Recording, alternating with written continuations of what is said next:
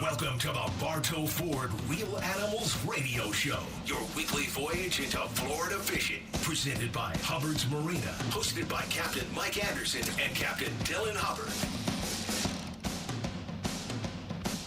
Good morning, Tampa Bay. Captain Dylan Hubbard here for the Bartow Ford Real Animals Radio Show, and it's time for another great episode of Talking Fishing and Hanging Out here inside the beautiful iHeartMedia studio empire. And I've got my good buddy, Captain Bobby Woodard from Fly 'em High Charters in studio this morning, and we are ready to talk fishing with you. So hopefully we'll hear from you. Remember, you can join the conversation, 1-800-969-9352. If you have a fishing report, fishing question, or if you just want to say hi to Bobby or myself, you can give us a call. Again, 1-800-969-9352. And hopefully everybody's excited for this beautiful weather we have this weekend. Backside of a new moon. It's gonna be a good one. It's gonna be a great one. Yeah, and with that new moon, y'all know if you've been listening to the show for any amount of time, new moon means incoming tide. Incoming tide bite is definitely working out really well around the area, and the bite is hot. Inshore, nearshore, and off, right? Yeah, it's a great time of year. We haven't fully busted loose yet for fall, but we're on that precipice. Yeah, I think we're falling over it. I mean, we were on it, or we were before it the last week and a half or so. Yeah. You felt fall in the air about a week and a half ago. After the storm, after Idalia. Yeah, that's an argument right there, is how do you pronounce that storm? Everybody wants to argue about the pronunciation of Idalia or Idalia. Reminds me of onions. Yeah, it's very interesting, but whatever. I digress. It's definitely been feeling like fall, and now it seems like fall's almost here. You could almost say that. Almost. Yeah, I mean, everything that you can think of, transition-wise, moving-wise, is happening right now. Yeah, for sure. With redfish, hogfish, mackerel, mangrove snapper, sheepshead, snook. Everything that moves. Trout bite's been good. Tarpon's still around. Which is crazy, right? Not really. No. I actually saw my first love bug the other day. So love bugs, that fall love bug season, kind of coincides with the springtime white butterfly, old myth or old theory about tarpon. Yeah. So love bugs, there's definitely still fall tarpon. Yeah, you never know, and definitely got to keep your eyes peeled because there's just so many different things happening right now. And a lot of people ask, what's your favorite time of year to go fishing? And this is it. This is what we're looking at. Oh, for sure. This fall transition, the spring transition, these transitional periods, and especially from a party boat aspect, there's less people in town. It's not quite as hot. It's not as oppressively hot. It's still a little hot, but not quite as bad. And it's not too cold, and the cold fronts haven't started. It's still that summertime overall, very nice weather, and the bite is just insane. I mean, offshore right now, we're slaying the gag grouper, which is really early. I mean, normally one of the big concerns we had when they changed this gag grouper season to open in September, we were concerned we're not going to be able to get the gags as much. But I mean, people are catching gags trolling in Tampa Bay. Oh yeah. People are catching gags near shore. People are catching gags offshore. We're destroying them. And way more than I anticipated the first half of September. And it's just been really, really good in that aspect. Plus, we're seeing a ton of yellowtail. This last 39-hour caught more mutton snapper than I've ever seen come in on one of our boats ever. That's a horrible problem. Right? Isn't that crazy? More than 20 keeper muttons. That is awesome. Yeah, it was insane. And the yellowtail average size down at Don's Dock, our new seafood market and fuel dock, we have 4 charter boats that run out of there. And one of the charter captains came back in yesterday, and he was offloading his charter boat in his catch, and they were fishing much shallower. And he had a whole basket full of an average of 4 and 5 pound yellowtail. One of them he weighed in, it was 5.98 pounds. Nice. Crazy yellowtail. That's flag status. Right? Yeah. And these are yellowtail snapper in not that deep of water, not that far from Johns Pass. So to see these fish really spread out and move around is just incredible. And then near shore, the hogfish bites picked up. We're seeing a lot of hogfish, and that's early too. It's crazy. Yeah, that's awesome. And we were talking before the show about inshore and the redfish, right? Right. Oh, yeah, the redfish bite's been hot. It's crazy. Hot. And they're already starting to school up, I hear. Yeah. Yep. And inshore around Johns Pass, we're seeing a ton of redfish, the little rats around Johns Pass Bridge. I think last week and the week before, we were talking about how there's so many and people were catching them on, if you buy 2 dozen shrimp, you catch 20 of them. And that hasn't slowed down. It's been crazy. All the way through like mid-morning. There's 20, 30 people on the jetty right now. That's awesome. Just catching the crap out of those little rat reds, catching them, releasing, having a good time. So how's the mackerel bite been? Still seeing those around? There's I mean, you've had the steady summertime mackerel sporadicness, right. but they're starting, in my opinion, to get a little thicker. Thin out or thicker? Thicker. Nice. I think that fall run. I mean, we normally see the mackerel swell. We start to catch a few more mackerel while trolling. Right. And then all of a sudden you start to catch a lot of mackerel on those moon phases. And then the kings will be behind them, right? Yeah, and a lot of people say it's more October, but I think that September full moon, so 2 weeks from yesterday, basically, coming, right. I would say the mackerel start to show up in pretty good numbers. Nice. So I don't think we're that far from it. Plus, the water temperature is getting right. There's a ton of bait around. Ton of bait everywhere. Like, if you want to catch it on the beach, the piers, the bridge. It doesn't matter. The towers, the flats. Speaking of piers, I meant to blow this up. This was on my agenda today. I'm just going to drop a bomb. If you have not been to the Bay Pier, holy crap. It's crazy. The Bay Pier just opened up at Fort DeSoto. Nice. Yeah, it opened up last Saturday, and we went out there to basically prospect our ferry terminal and build that out. We're going to resume operations there November 1st is the goal. So we're taking our time getting back out there and making sure we're ready to do it right. But, oh, my goodness, that pier is stacked. Yeah. Stacked. All those pilings already have barnacles on them. Right. And so we're out there, and literally there's a 2 or 3 home size school of Jack Crevalle busting the surface. There's multiple schools of silver mullet, multiple schools of huge snook. Not too much bait, but a lot of bait to hold the fish there. Right. And then just clouds of mangrove snapper. And when I say mangrove snapper, I mean mangrove snapper. Yeah. Like meaty. 15 to 17 inch average. It was crazy. There was whiting moving around. I mean, black drum. Everywhere you look, big sheep's head. There was one sheep's head that I swear had to be 12 pounds. It was huge. The show gets over at 8. I'll meet you there about 8:20, 8:30. Dude, it was insane. Wow. It's really cool. Yeah. That is cool. And no one's fished it, you know? Right. They finished putting the pilings in almost a year ago. So it's already gotten that life. It's already gotten established. No one's been fishing there. So yeah, we actually stopped there for bait last time I ran offshore. I don't know, 3-4 weeks ago. Yeah. And we did pretty well on bait there. And no one was allowed to fish it then. There was not a soul on the pier. Yeah. Still had yellow caution tape up. Yeah. So they opened it to foot traffic last weekend. Okay. So it just now opened. And when I went and inspected it and was looking around and saw all these fish, I called Mike on the way out. I was like, hey, man, next charter, you might want to slide over there before people realize it's open. Nice. But now everybody knows it's open. So get out to the Bay Pier. Check it out. If you don't have a boat, if you don't have a way to access the fishery from a boat, the Bay Pier is a good spot right now. It's new. Nice. Fresh. Speaking of weather, we kind of hinted around the weather, but actually legitimate weather report-wise, it looks gorgeous today. Definitely a good day to get out there on the water, backside of the new moon. New moon was yesterday, coming up to that first quarter moon at the end of this coming work week. And definitely a good opportunity to get on the water Saturday, Sunday, Monday.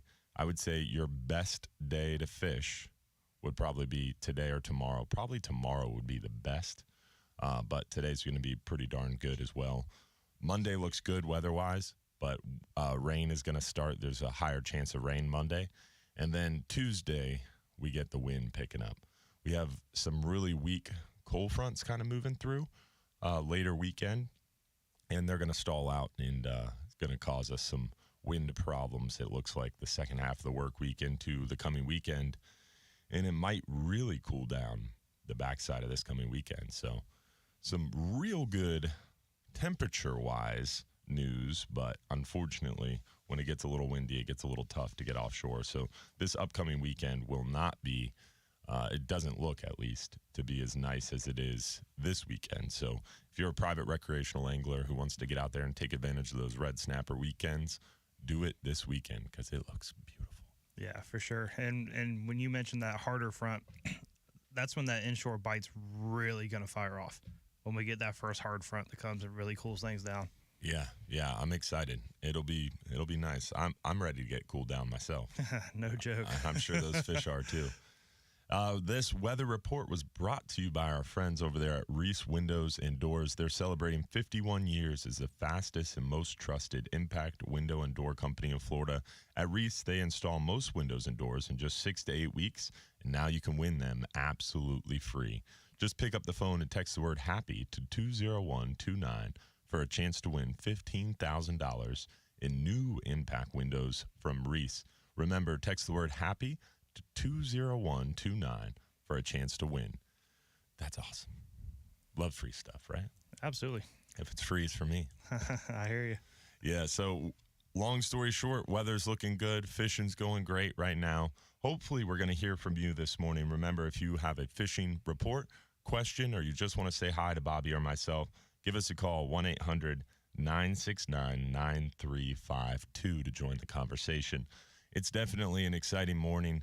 And looking forward to a beautiful weekend of weather on the backside of this full moon, or new moon, excuse me. And a lot of good moving water. Yeah. The tides have been pretty serious and flushing a lot of bait with them. Absolutely. Yeah. Moons move the water. Water moves the bait. Yeah. Fish get fired up. Yeah, you got to think like a fish, find those little ambush points where those fish can stage up, and definitely hit those tide times correctly. Yep. So many people ask questions about those tidal times, and it's pretty easy nowadays with technology to find like one of those websites that not only shows you the tide but shows you those lunar periods. Absolutely. It makes a big difference when you're targeting those snook. Yeah, if you can coincide, you get lucky and you got the tide and the lunar periods, coinciding together. Yeah. That's when it's going to be on. And you want to make sure you're looking at a tidal station near where you're fishing. Near where you're fishing, absolutely. Yeah. Which is the Salt Strong app. You actually turned me on to that. I've been using that myself. Dude, it's bad to the bone. That's a great app. Smartfishingtides.com. Really, really good one. But we do have a break coming up here, but we got more on the other side. Hopefully we'll hear from you again. 1-800-969-9352 if you want to join the conversation. Real Animals Radio. We'll be right back.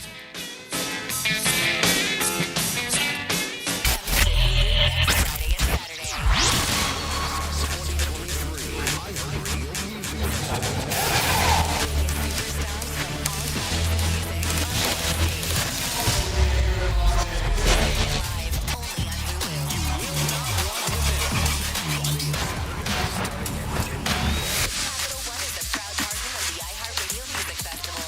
7th year in a row, bringing great products, rewards, and services to its customers. What's in your wallet? I've been telling you guys for years now about Pro Marine Performance Center being the Bay Area's premier boating resource. Well, now they've added another great location to serve the boating community. They're still in St. Pete at 9293 Bay Pines Boulevard, but they've added a great new location at 5005 U.S. Highway 41 North in Palmetto, where they're doing Yamaha service and selling the popular Sea Hunt boat line. Pro Marine specializes in repowers and is a Yamaha and Mercury certified dealer with over 1 million parts in stock. So let my good friends at Pro Marine Performance Center on the Facebook feed. Oh, yeah, Travis is listening. That's funny. All right, I have to go to the bathroom real quick. I was dying during that one. iHeartMedia and WFLA presents CEOs You Should Know. Listen as top business leaders talk about how they personally connect with the communities they serve and live in. These leaders represent a variety of companies across all industries. Please enjoy this short segment. Hi, my name is Richard Moore, and I'm the CEO of the Good Thief Store. We are about improving people's lives 2 feet at a time. What do we offer our customers? Well, we offer a system of art supports personalized just for you and your lifestyle. These art supports come with a lifetime warranty. What makes us unique? Well, it's our art support specialists. It's the people you will meet when you come in our store, and we will listen to you, Man. hear your story. Within our We've had the IT problems from hell today. and other military organizations, we want to be here for So Travis is in the duck blind on the stream. In the duck blind on the stream. Yep. Which I think they can't start shooting until like half an hour after sunrise or something. I think is what the Really? Which I mean we should be there now. 6:20. You know what's funny is Travis would like this story. Mike, I think it was last week or during our live show, Mike is now using the phrase charismatic megafauna. Is he really? In conversation regularly. Nice. So proud. We've definitely proliferated that. Hi, I'm Benny Jr. with Bartow Ford. Everyone has heard Michael Janis said shh about the new pier. It's pretty loaded, let me tell you. This includes gimmicks, Morning, Stephen Batchelor, Chris Galdup, Big O, Paula Jordan, Justin Gilmore, Robert Riggs, Dan the Fishman, John. Good morning, y'all. Dan the Fishman. Dan the Fishman, he's there. He's on it. Morning, Mike Perry, Cindy Grego, William Keene.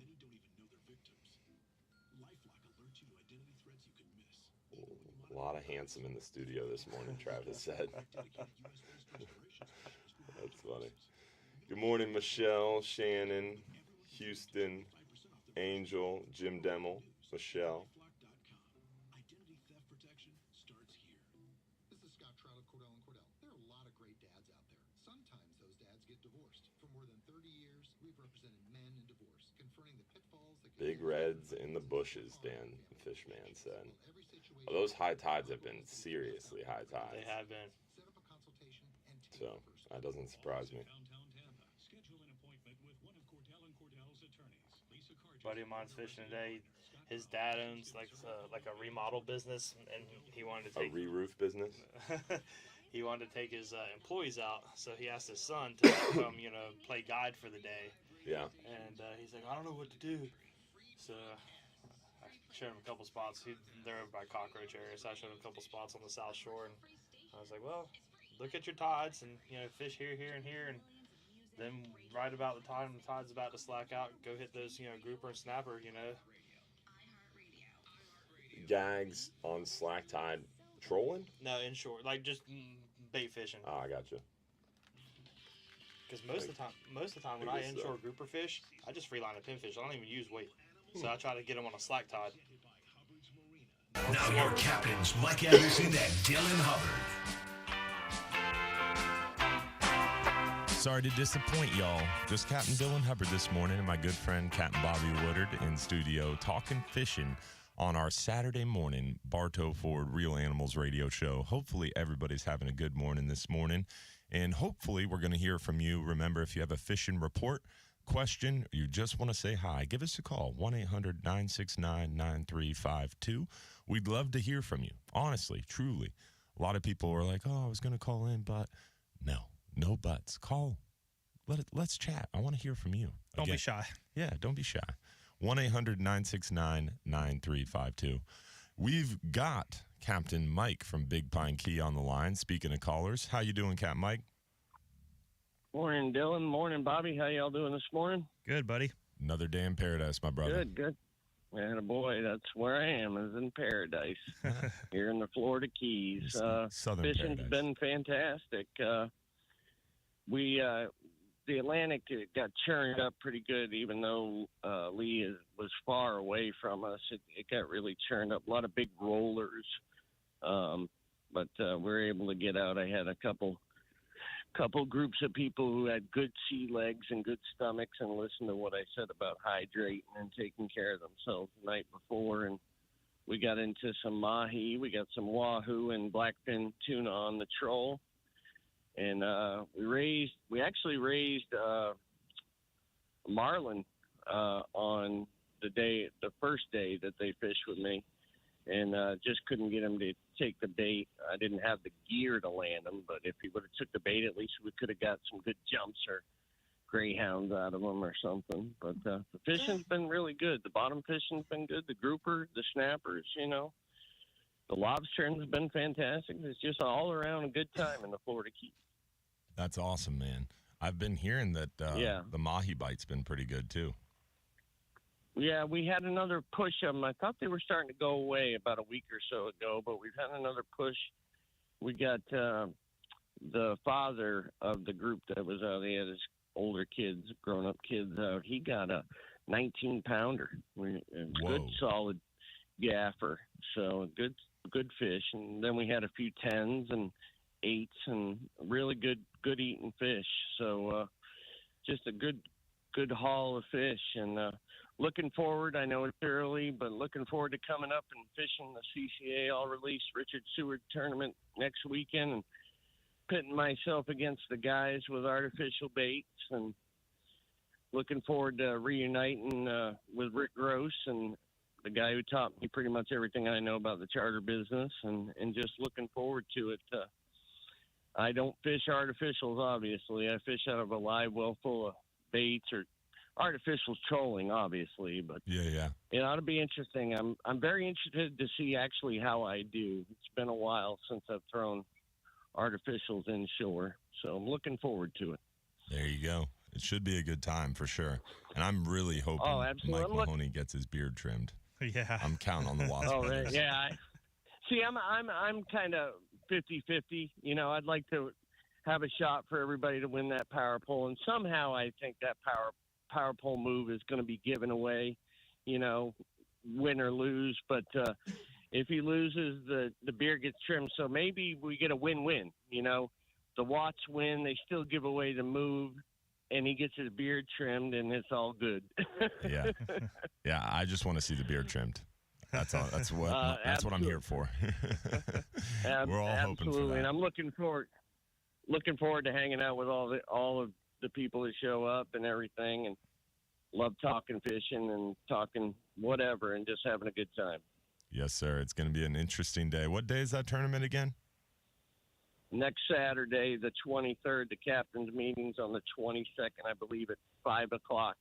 It's at Tampa Bay Watch there in the Pinellas County area. I just follow the map that takes me to it. So you definitely want to listen to the Real Animals radio show that Sunday morning after that tournament. That's going to be for sure. That's going to be a star-studded event. I'll be calling that day. I'll be calling that day. I will be too.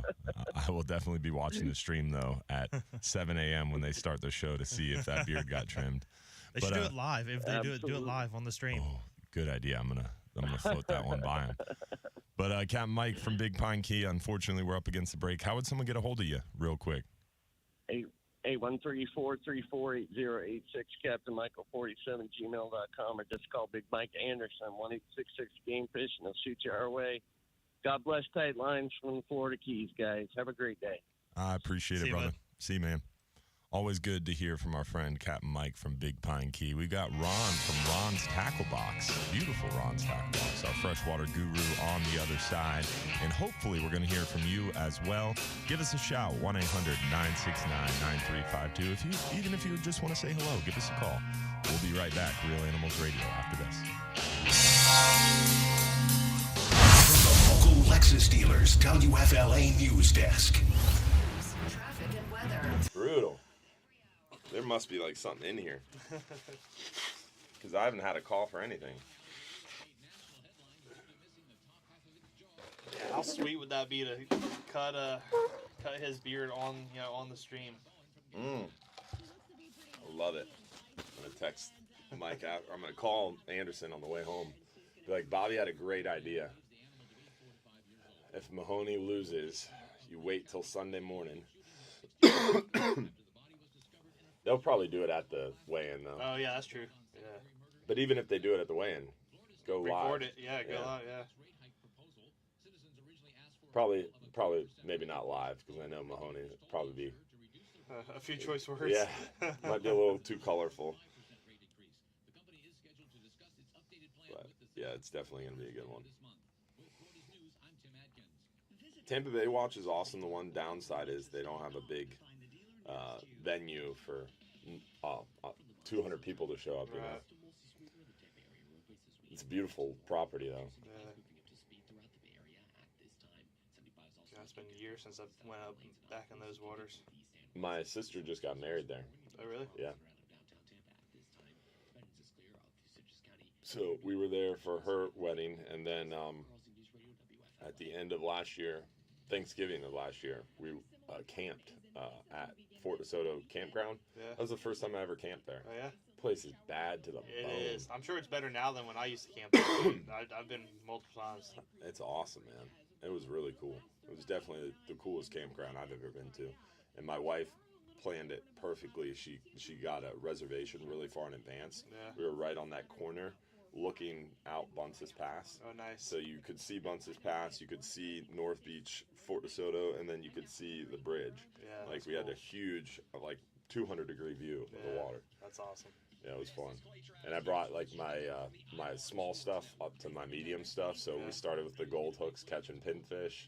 Then we caught some ladyfish. Then we caught some redfish. And then we caught sharks that night. Cool. It was fun.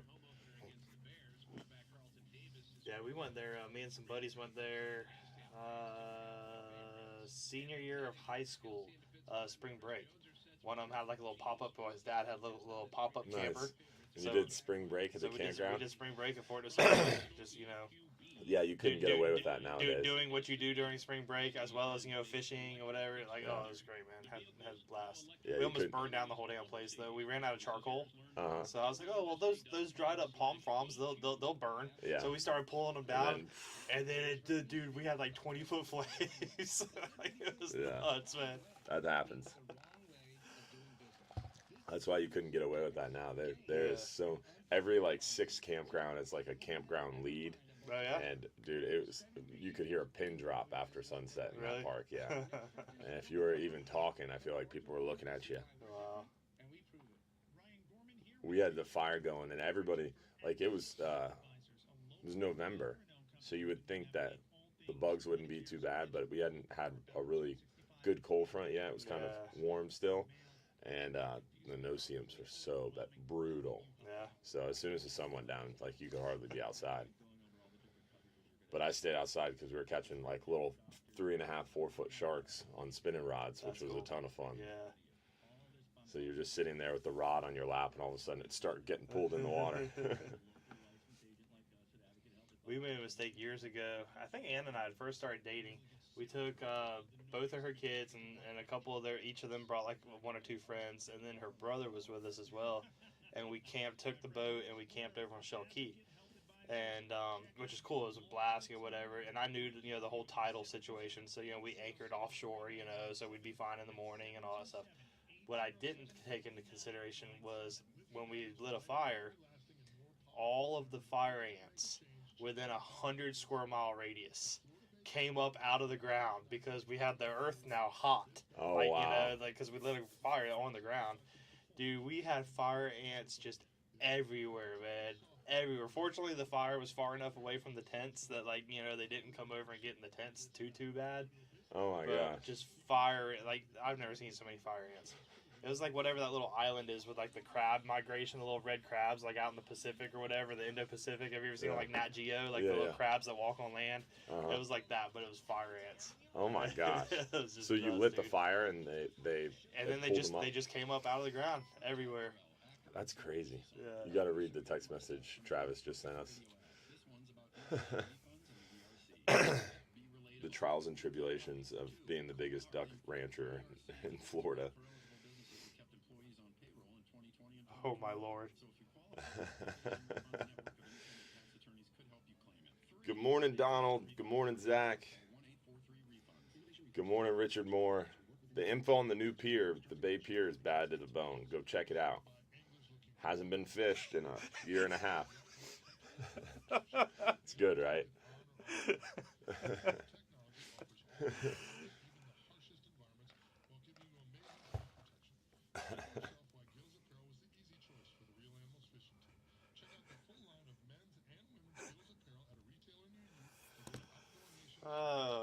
Been there, done that with so many different scenarios, but they all end just like that. Yeah, it's too funny.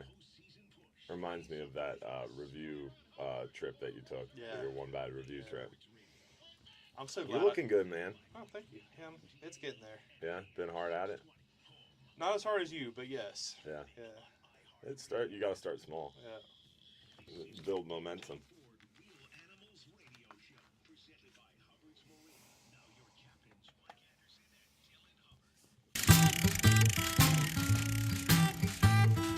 Every time Mike's not here, I feel bad for people because it's like, oh, let down. Yeah. Hosted by Mike Anderson and Dylan Hubbard. Oh, no, it's just Dylan Hubbard. And Bobby Woodard, though. So hopefully we're churching it up a little bit for you guys this morning. Hopefully everybody's excited for a beautiful weekend on the backside of this new moon. Fishing is hot. Weather's great. And our first cold front, really our first serious cold front, is looming in the forecast. So things are exciting, man. It's a good time of year. And college football.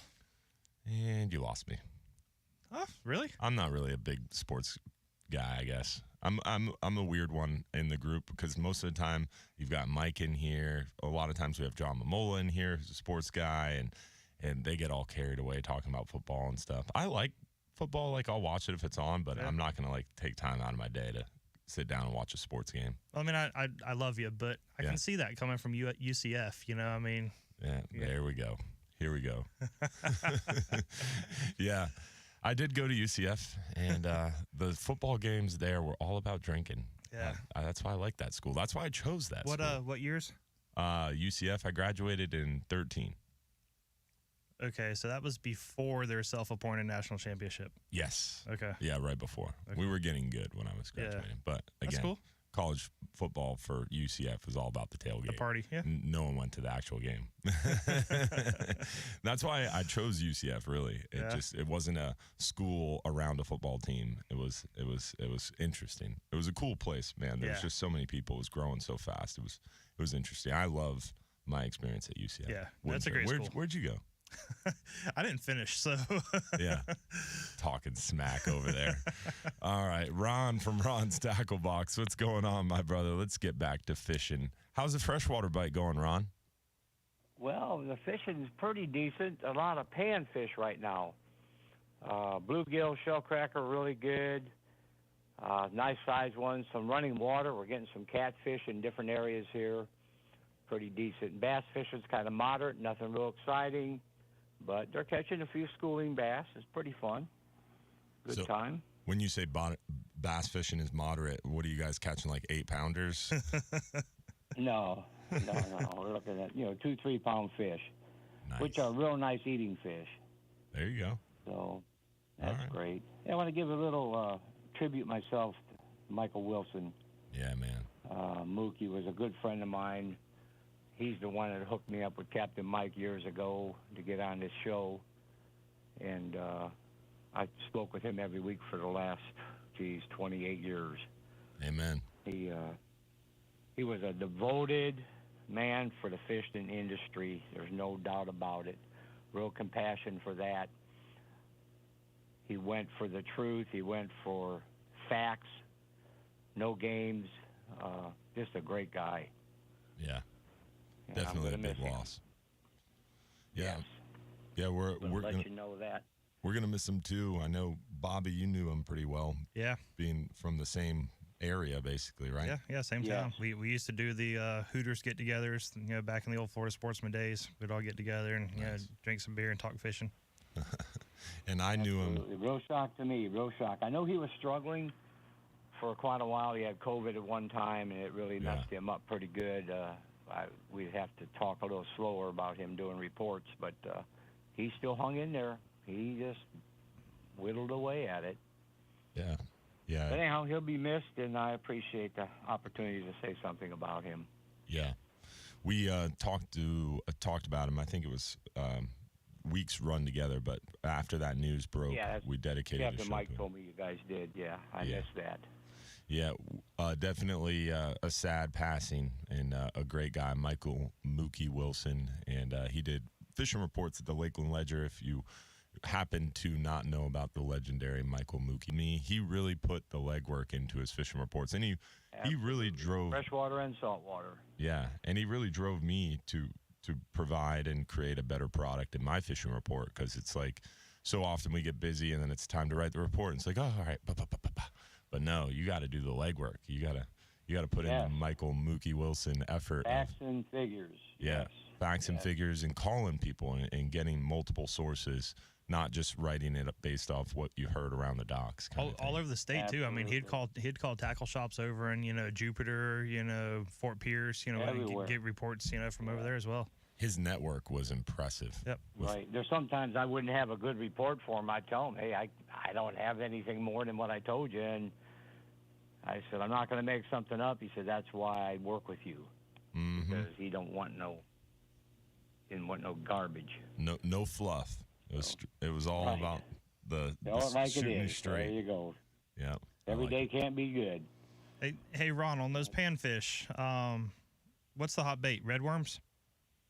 Redworms, crickets, real good. There's a few jigs working good. Also, a few specks showing up. Nice. Mixed in with them. So it's gonna. I think we have a great spec season this year. Nice. It's coming. That's awesome. I saw a post, I believe a week or so ago from the Watts brothers. Can't remember which one it was, to be honest with you, but they had some really nice specks that they had caught. Ooh. Yeah, that'd be Greg. He Greg. catches them all year round. Yeah. He's ate up with it. I know. I was had the opportunity to join at Bartow Ford when the Watts brothers were the guest speakers. Yeah. And they were talking a lot about spec fishing. Yeah. Had me pumped up. Yeah. I was like, I might try that. They love it. They love it. Yeah. It was interesting, those really long fishing poles, those 9-foot Yeah, rods it's crazy. that uses to get out away from the boat and bounce on the lily Reach out pads. there and get them. And you've got like 37 of them lined up around the boat and rod holders. Yeah. I can't fish like that. Yeah. I Hey, lose too many fish. and that was an interesting thing about going up north and trolling for salmon and lake trout in Lake Michigan. And they have those spreader boards and dipsy divers. Oh, and yeah. They're trolling 12 to 14 rods off the back. Like when we troll, like Yeah. I think I'm big time when I've got 5 rods in my spread. I'm like, look at me, I've got them all out. Nope, not up there. It's a different ball game. Yeah. And as an inshore guy, Yeah, it's I all always I can do pick, to run 2 planers for grouper in the bay. Yeah, You know? exactly. Well, your transom's a little Yeah, I small. True. Fish Lake Michigan a lot. 'Cause I'm from northern Indiana originally, and did a lot of steelhead fishing up there. Yeah. How many rods would you A troll? lot of fun. Just 2. Oh, okay. You Yeah, were in the I couldn't hot handle bite. more. He knew Yeah. where to fish. Yeah. He's like, I only need 2 of these rods out. I'm gonna catch them all. You take too many out there, you'll lose them. They'll take them away from you. I got you. Yeah, we Fish like to take your rods. got to be careful with those drag settings. That's for sure. Yeah. Well, we appreciate it, Ron. How would someone get a hold of you or come visit you? Alrighty, I'm at 380 South Lake Shore Way, which is 1792 in Lake Alfred. That's out in Polk County. Phone number 863-956-4990. I appreciate it, my brother. Thanks, as always. Thanks, guys. For being our freshwater guru, and thanks for bringing up Michael Mookie Wilson again. We appreciate You it. got it. You got it. You guys have a great day. You as too, well, my Ron. brother. See you. We've got Donald from Lutz on the line as well. We're going to get to him now before the break, but hopefully we'll hear from you as well. Remember, if you have a question, comment, fishing report, if you just want to say hi to Bobby or myself, give us a call. We'd love to hear from you. Honestly, I know we've got a couple people in the live stream like Dan the Fishman and some others who are talking about their recent reports. So give us a call. Give us a report on the radio, 1-800-969-9352. Speaking of reports, we've got Donald from Lutz on the line. How you doing this morning, Donald? I'm doing great. Good morning, Captains. Hey, good morning, Donald. Ron's Tackle Box. Hey, Good morning. Don, Ron's can you Tackle turn Box. off your radio in the background for us? Okay, the radio's not on. It's okay. The it's live echo stream, maybe? in my room. No. I got I you. was in a small room, so I'm out now. I'm in my living room. All right. Well, you're excited. I know you're coming up on that tournament. I am. Anybody who hasn't been to Ron's Tackle Box is really missing out. I've been there a couple times. He doesn't just sell fishing lures and stuff, and he's got a lot of antique lures in the back, and I purchased a couple. He also sells coins and all sorts of other knickknacks, and it's really a cool place to go to. It's not just for fishing. But anyway, I know the real. Now I'm going to talk a little smack, and it's all in fun and love to Anderson. But the real reason why he's not there today, He's out there practicing right now because he heard that I am going to be fishing with Michael Perry and Captain Rick Gross. There it is. Smackdown. Oh man, I hope he heard that. If he didn't hear that, I'm gonna text him. That's awesome. Well, you guys did get Rick Gross, so I remember Mike saying last week that you guys were cheating anyway. So, kind of, you got your ringer. Yeah, well, it's going to be awesome when Captain Perry called me up, and said that he wanted me to fish with him. It's like, man, how much more of an honor can that be, than that? I started shaking. I literally did, thinking, man, I'm going to be with, Captain Perry and Captain Rick Rose. It's like, man, that's just an honor. I'm just excited just to be out there. It's going to be a lot of fun. I've got my secret baits that I was out there a couple Saturdays ago out in Anclote. Smallest redfish I got was in the kayak was 18.5, and I got one that was over 27. Got about 17.5 or so inch trout, and so I was out there. But that's in my kayak, so I'm limited to a small area, and I keep it simple with my kayak. I usually will pick an area and 1 square mile, and that's what I'm going to fish. I'm going to fish it hard, and I'm going to stick to 2 lures that I use, and that's it. You hone in. What you can do is your confidence baits. You know how to work them, and that's the thing.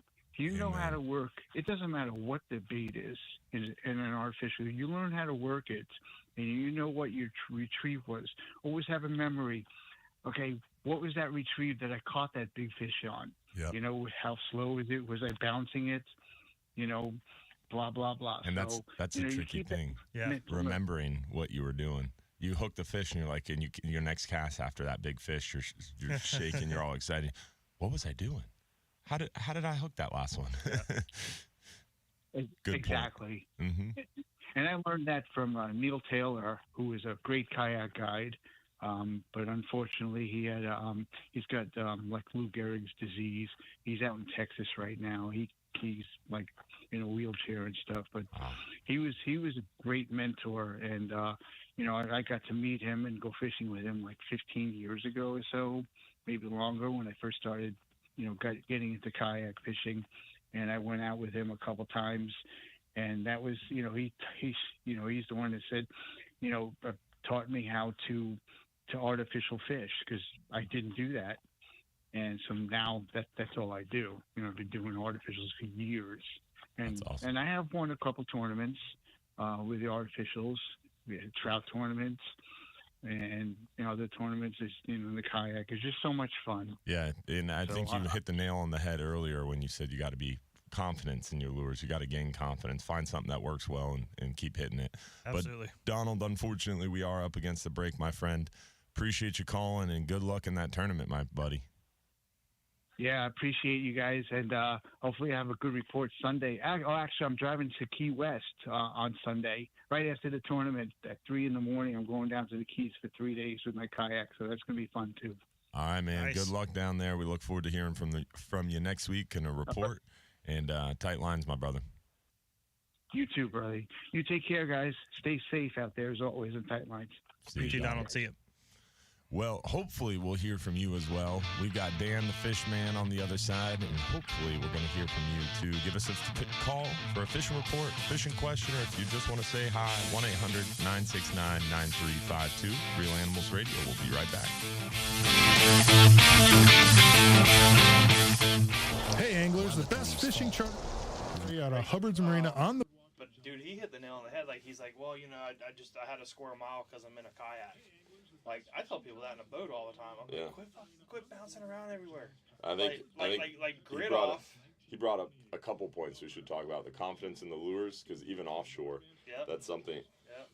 When you talk about slow pitch jigging, and then that square mile thing, the same thing happens offshore. People Well, you go out there to a good spot and you'll hammer the fish, and then you they don't want to move 200 run. yards. Then like, they want to run right. up 5 miles to the next spot. Right. It's like, whoa, Yep. what are you doing? And inshore too. I mean, like somebody will go fish like Bishop's Harbor, and then they run to Fort DeSoto, and then they run to Pinellas Point, and then it's like, dude, grid an area, work that grid, figure out what spots are in that grid, and then grid another area and hit that next time you're on the water. Plan your dive your plan. Yep.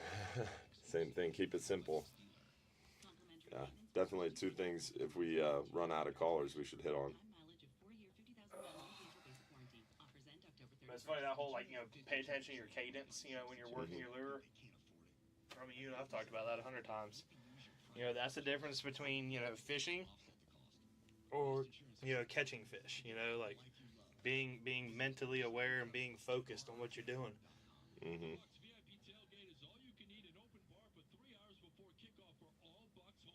Write down those topics. Thanks, Donald Waberman. I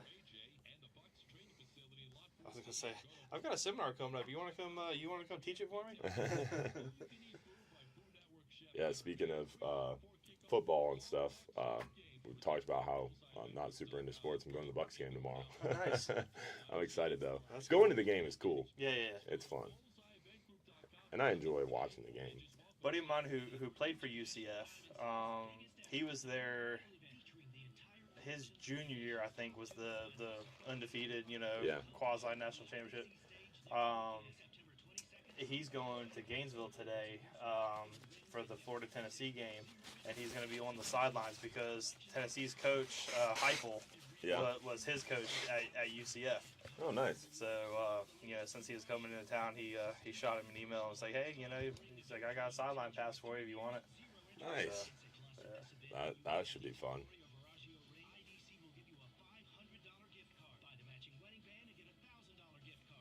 Being on the sidelines of a football game would be really fun. Especially being on the sidelines of, because he's been on the sideline, his whole career. He played, like I said, UCF, but then he was in the NFL for 4 or 5 years. He bounced around a lot. He was practice squad, would have to move and this and that. Dude, even on the practice squad, you make some good money. Yeah, for sure. Mm-hmm. So, but then he finally, he got married, and he's like, okay, we're moving every 6 months, blah blah whatever. So, he's obviously been on the sideline a lot. Mm-hmm. But so to be on the sideline and just to be on the sideline, to chill on the sideline versus have to pay attention and be in the game and or be mentally in the game. So that's cool. Yeah, it would be cool. And apparently him and Heupel were pretty close. So that's cool. Yeah, he was looking forward to seeing him.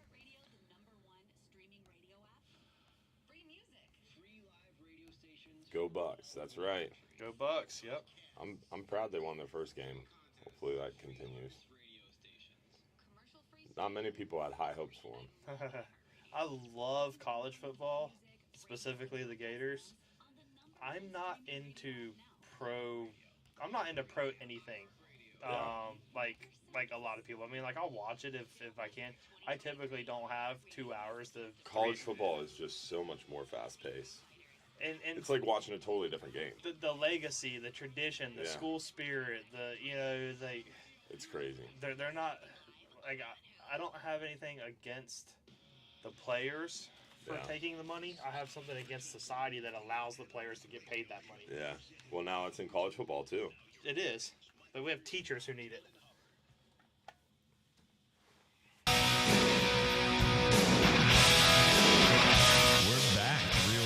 Radio on this gorgeous Saturday morning, talking fishing. Hopefully we'll hear from you, the Bartow Ford Real Animals Radio Show. Remember, if you want to give us a call, if you have a fishing report, fishing question, or if you just want to say hello, we want to hear from you. We really do. 1-800-969-9352.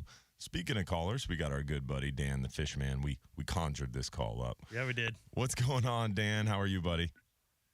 Yo, what's going on, man? I heard the bat signal go off, so I figured I would I'd give y'all a ring. Awesome, man. Well, how's the fishing going? I know I saw your comment that you're catching some redfish up there in the trees. Yeah, absolutely, man. Well, pretty much fishing's been on fire before the storm, after the storm. I've been getting out there on my Old Town Autopilot 120, and just crushing the passes and crushing the backwater too. So pompano are biting. If you like to fish for pompano, get out there early. They've really been hitting any bridge, any pass, moving water. You'll get them goofy jigs. I've seen people catching them on paddle tails, all sorts of stuff. Nice. And then also the redfish have been biting in the trees. Live shrimp has been working well for me. Hit up A-Pines Bait and Tackle. They'll take care of you there. But any tackle shop, medium-sized shrimp have been working well. Flick them up under the branches and hold on tight because I got some big ones this past week. That's awesome. So live shrimp is your go-to for the redfish over other baits right now? Yeah, I've been working with the pinfish, and I've sort of like what I do is I'll go out there with the pinfish first and let it soak, you know, and then maybe try a paddle tail or something under the trees, and then the last one I always throw is that pinfish under there, and it's just been getting smoked every time. So I just sort of started with that now instead of ending with it, you know. I got you. So you start with the pinfish and with the shrimp. Yeah, absolutely. So Nice. but the shrimp's been working every time, but the pinfish have not got picked up yet. So, but we're still. They're still moving in, I think, but I've seen some really big ones, and they're kind of schooled up where I've seen them. So hopefully I'm going to get out there maybe this afternoon and look, but hopefully they're still there. Hey. Yeah, someone said in the comments that they're seeing schooling redfish in Boca Ciega Bay around Pinellas Point. Yep, I'm around there. Yep, that's exactly where I'm at too. Yep. Nice. Hey, Dan, how do you like to rig those shrimp for pitching them under the trees? Okay, so I've been playing with that too. It's funny, Dylan's comment about remembering how to rig it. I had caught a huge redfish, and then I literally said that. I'm like, how did I rig that last one? But through the tail's been working well. Through the tail. I usually go through the horn, but through the tail's been working really well. With like a little split shot, are you free lining or? Free lining, 20 pound leader. The smallest hook I can get, like a number one circle hook. And even for I caught over 40-inch redfish the other day on the smallest little tiny hook you believe. So it's pretty cool. Wow. They'll hold, you know. That's a stud, over 40. Now, I've always been... I hooked it. I didn't necessarily catch it. I lost it. I'm not going to lie. right next to the kayak, I let him go. So. Oh, man. That's a catch and release. You got close enough to the leader. That's a catch. Yeah. Leader touch. There you go. That's a catch. I mean, absolutely. In Bobby's boat, that's all he does with tarpon. That's all I do. Leader all right, touch. good. I was wondering, so I appreciate I got the blessing, so it's a catch. I'll call it a catch. If you touch the leader, that's an official, like IGFA. IGFA, absolutely, baby. That's a catch. Oh, yeah. Hey, I got a video of it, so I can prove it. There you go. That's awesome, man. I appreciate it, Dan. Thanks for the phone call and the great report. Yeah, thank you, guys. I appreciate you always for being here for us anglers, and hope everybody gets out there and go fishing. Do what you love, and tight lines, y'all. All right, buddy. See you. Thank you. The Old Town Autopilot. Man, kayaks these days are so That sounds legit. dope. Yeah.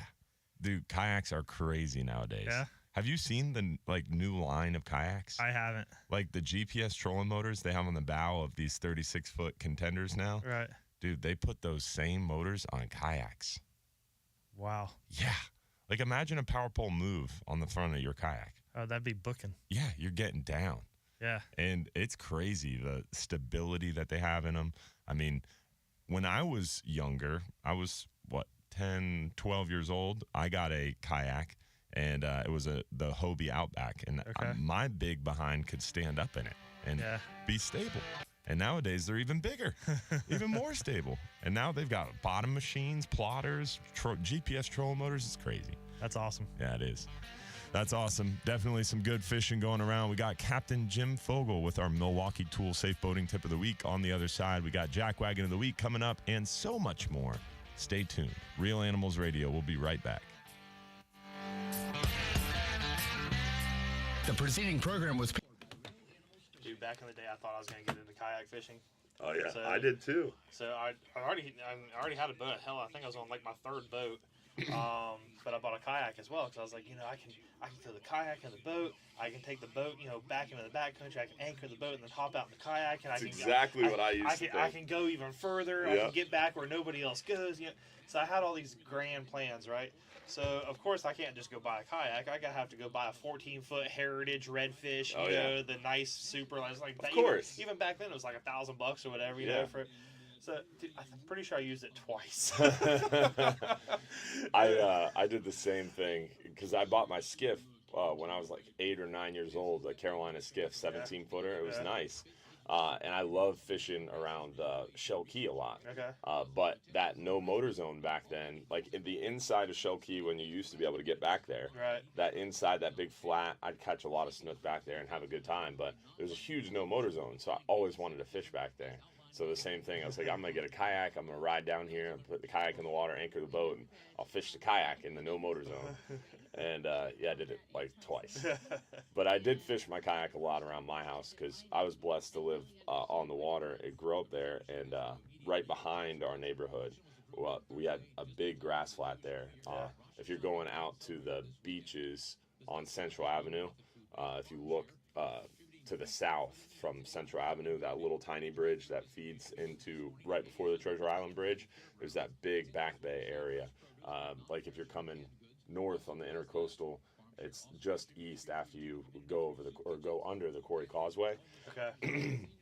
A lot of grass back there and a big mangrove shoreline, and there's some coves in there that held a lot of fish. So I did a lot of kayak fishing back there for snook and trout and stuff. And I sometimes made it over to like Great American, that area, North Bogaciega, but I was a long kayak. So I didn't do that much. Yeah. But it was fun. I used it more around my house. I didn't put it in a boat and take it very far. Right. Because that's a trick, man. Putting it in the boat is hard. Yeah. And then actually anchoring the boat and then putting it into the water and then pulling it back out of the water, it's tough. Yeah, I was blessed because I had my previous boat to this one, my 24-foot Sea Pro Bay boat. Yeah. So I had enough boat to put the 14-foot kayak in. Oh, nice. Yeah. So I mean, but it was just I mean, that boat would get shallow enough for what I needed to do. Yeah. You know, and so I think one time I went with a buddy in his kayak, and it was like exclusive kayak only, and we had a good time. We caught some fish, whatever. And then another time I took it down to Pine Island. And I was like, okay, you know, I'm gonna go way back up in that would be fun. I'm gonna go back up in Jug Creek. I'm gonna go back up in, you know, Bukelia. Yeah, Bukelia. You know, all this, you know, St. James, all. And I think we used it like the first. We did it like 4 or 5 days. I think I used it a little bit the first day, and then after that, we're just like, I've got a boat that floats in 12 inches of water and a trolling motor. Like, what do I need this kayak for? You know. So. Yeah, we went down to that area as a family on the Hatteras for like a little Christmas trip. We spent like 5 days on the boat. We spent most of it anchored up in Boca Grande. Okay. And Stump Pass Marina, that area. And dude, I'll never forget. We were anchored just outside of Boca Grande, and I took the little skiff, the little inflatable off the boat, and went riding around to some dock lights. Yeah. Dude, the inshore fishing down there is wild. Yeah. Like growing up in Pinellas County and inshore fishing behind houses all the time and getting dock lights shut off on you, down there it's a totally different world. Yeah. It's crazy. Yeah. And this was probably 10 years ago. Now it's probably a little different. Yeah, I was gonna say it's declined some, but it's still good. Yeah. It's still good. Crazy. It's like Captain Van Hubbard said, it's changed a lot in the last 10 years. Yeah. It's funny. It's like back in my day.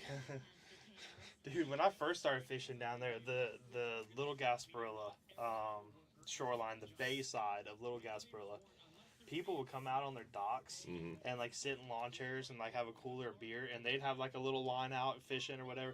But boats on the outgoing tides, on the moons on the outgoing tides, it would be like a Egmont Key tarpon drift, but boats would drift, set up a drift, and drift the dock lines because most all the docks roughly are about the same distance, you know, and they would just drift and snook fish adrift, you know, for a row of 15, 20 docks. Yeah. And people would be out there like talking like, hey, you catch anything? Oh yeah, up there, you know, 3 docks ago I caught a nice one.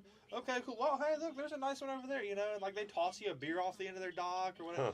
Like it was like a camaraderie, like a community.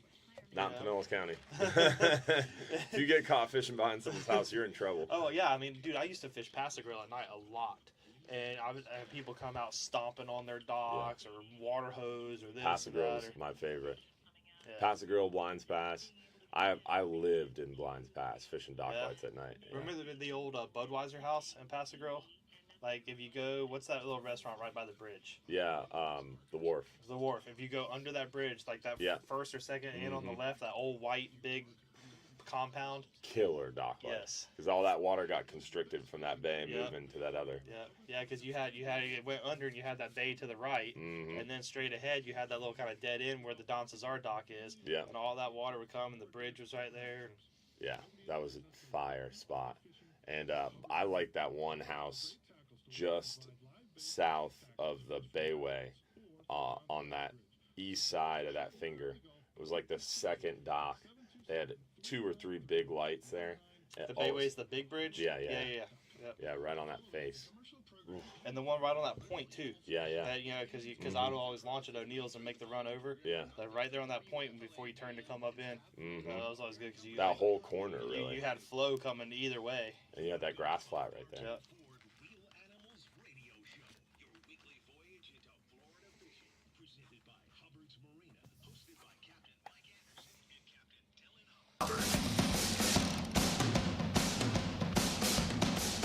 We're back, Real Animals Radio, just burning our favorite fishing holes up on the live stream at break, but no big deal. Reminiscing about some good fishing in years past, but excited for our safe boating tip of the week. We got our Milwaukee Tool safe boating tip of the week on the line. Captain Jim Fogel, how you doing this morning, Captain Jim? So far, so good, gentlemen. Y'all are sounding great as usual. Good morning, Cap. Always good to hear. Morning, as well. sir. Morning. What you got? I was listening in, of course, got 2 things. One, I want to remind the yackers that if they put an engine on that kayak, they have to have registered numbers on the side. It's just a little reminder there. It's easy to go out and buy something like that and not really know that you need to number that boat also if you have power on it. And that's the main thing I want to talk. That's any power, even a trolling motor. That is correct. That is absolutely correct. Yeah. Wanted to verify that one. Okay. What? I said I wanted to verify that one because some people get that confused. Yeah. Is a trolling motor a motor? Yes, it is. Any kind of propulsion. It's propulsion other than your paddles. Or what I really want to talk about is aids to navigation, which are, the signs of the waterways. Any boater that's unfamiliar with an area should stay in between the lateral markers. Usually there's red and green markers out there. That's the main channel. That is the channel. You may not tie up to an ATON unless it is an emergency. Don't be tying up to those things to fish from. Red right returning, which is our, moniker we've heard for years and years and years, is very true. Red right returning means normally coming back from the sea or from a larger body of water is one of the most important things to remember. The red should be on the right.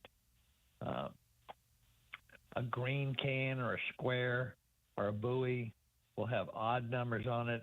The red ones will have the 2s, 4s, 6, 8s, 10s, the other side of the numbers.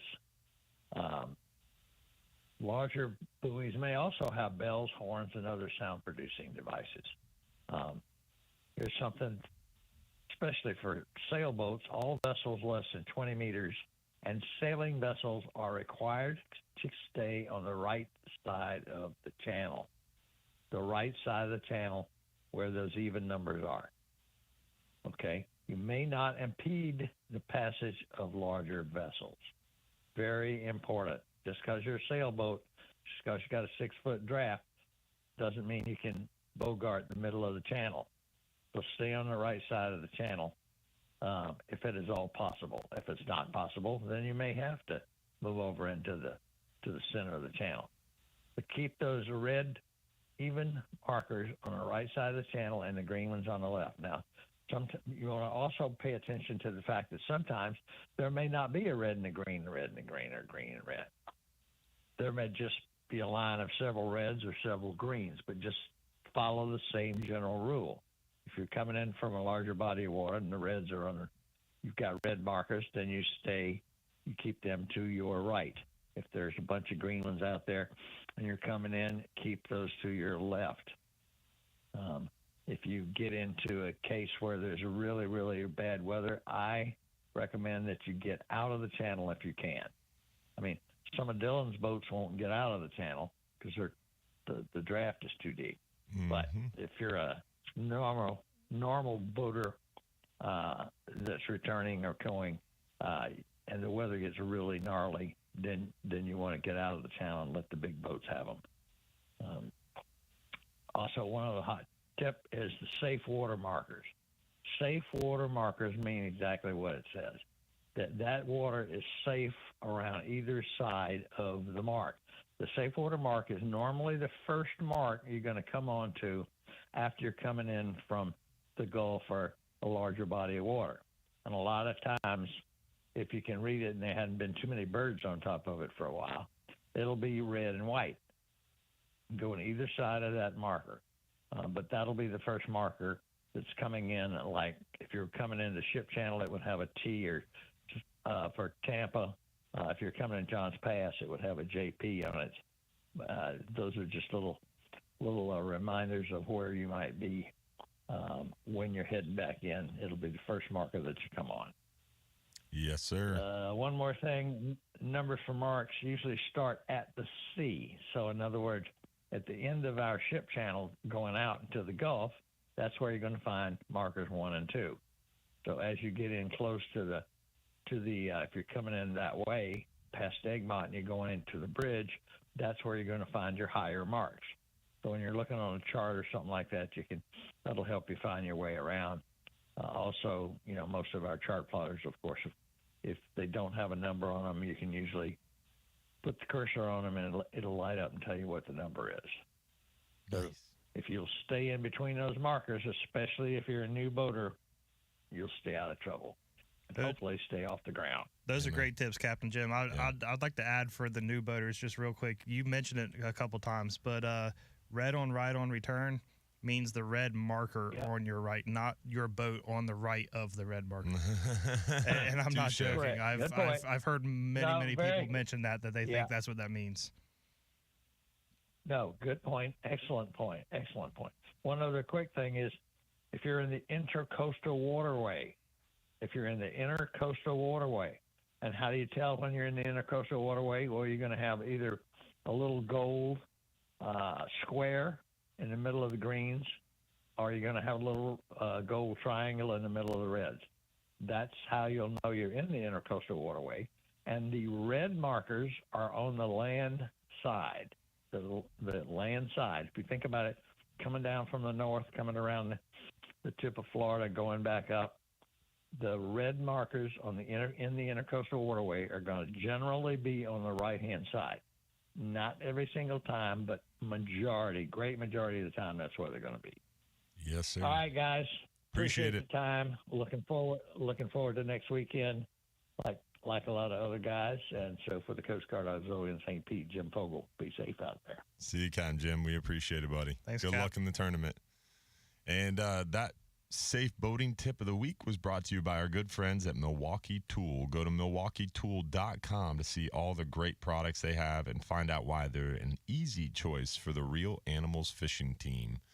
Definitely some good information there. Absolutely. But it is time for the Jack Wagon of the Week. Jack Wagon of the Week. Do you got anything? I don't. Put you on the spot? I'm unprepared.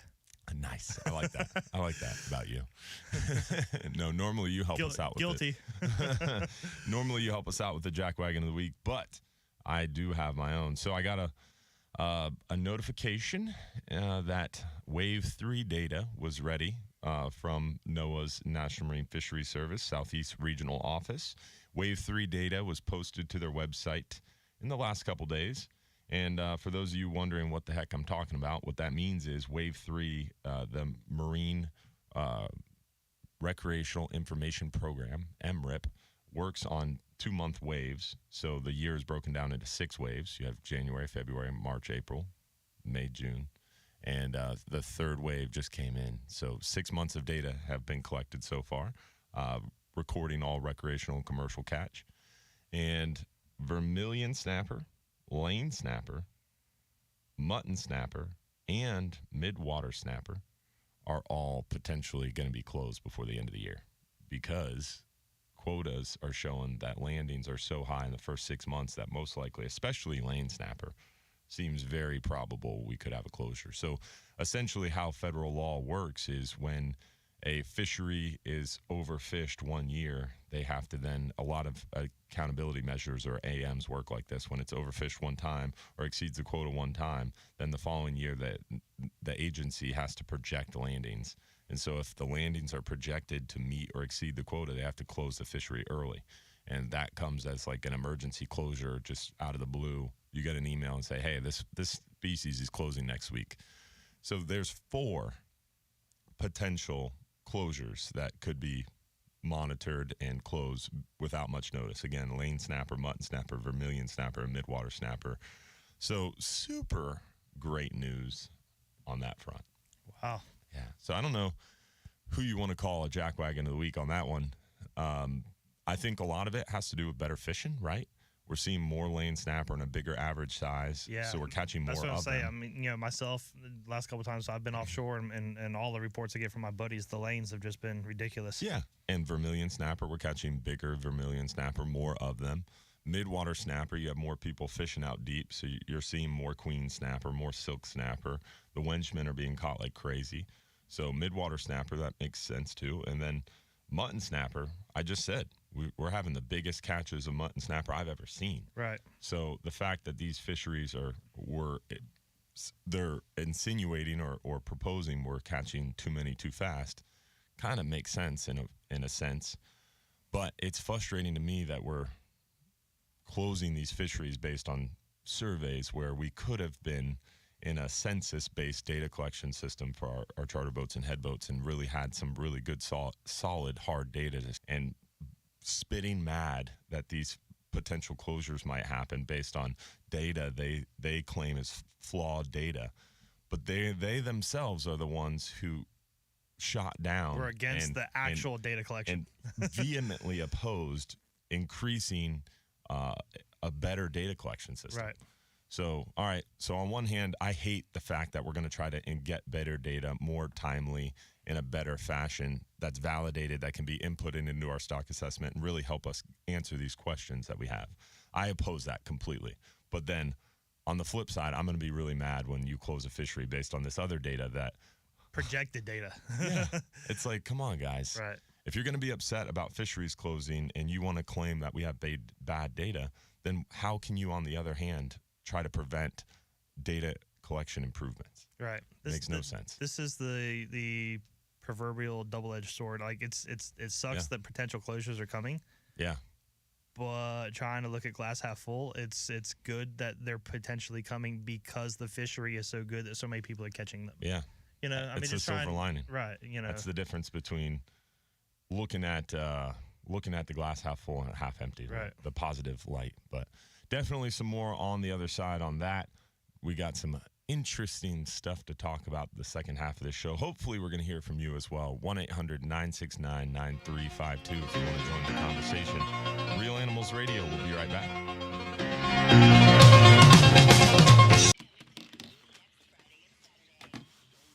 Frustrating. So that's the Louisiana guys, right? Like that program that they shot down. That's the one that would be in place. Mm-hmm. I can never remember all the acronyms, but Seafire. Seafire, that's it. Yeah.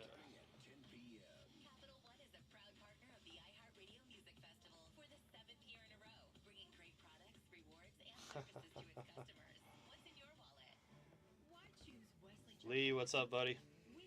Thanks for checking us out. Hey, what's up, man? Did you?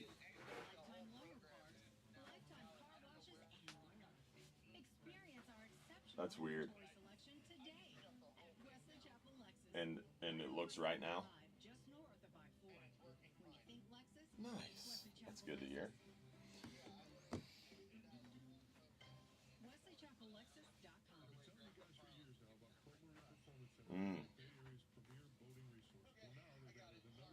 No worries, man.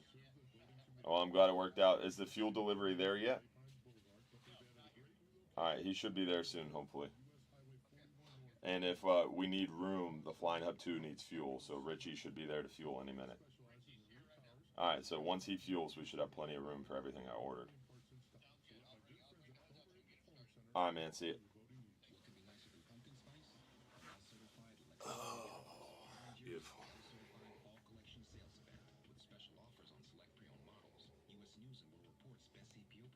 How to turn away some fuel peoples. I guess they were having some problems.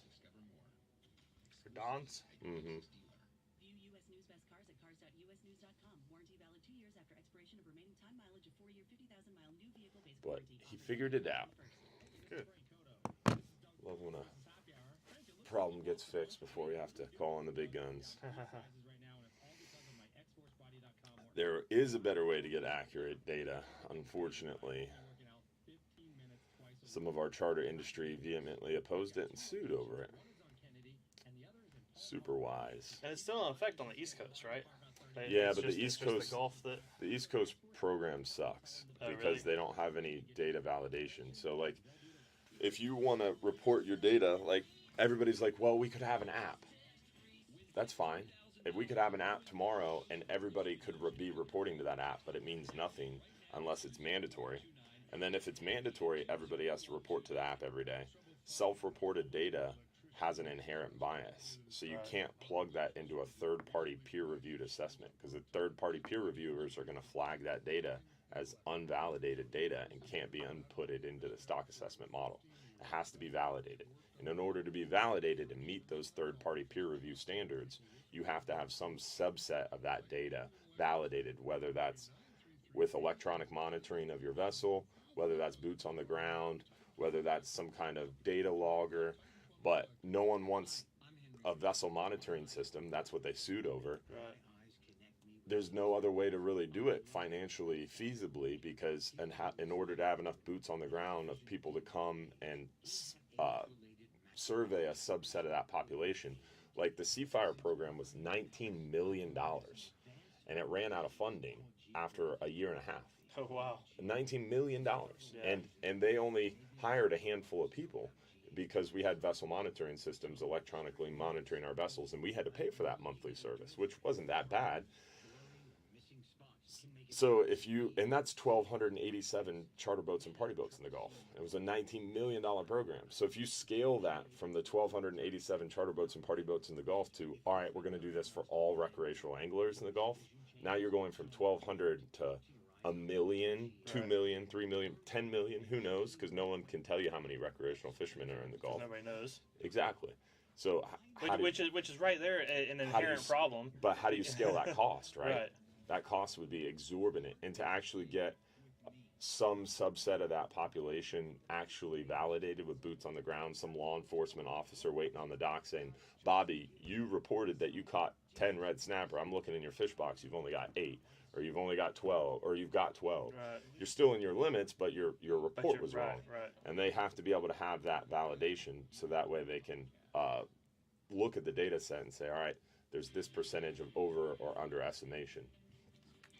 Because you can't just take self-reported data and plug it into a model and say, this is definitely right, because it's self-reported data. There has to be some sort of validation.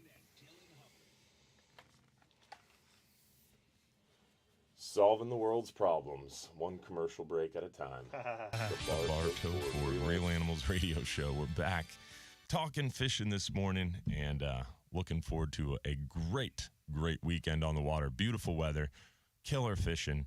This time of year is great. If you're not getting out there on the water, you're missing out. As Dan the Fishman said earlier, even Ron at Ron's Tackle Box, inshore, nearshore, even freshwater. Fishing is going good right now. Absolutely. It's a good time to get out there. And it's just going to keep getting better. Better and better and better.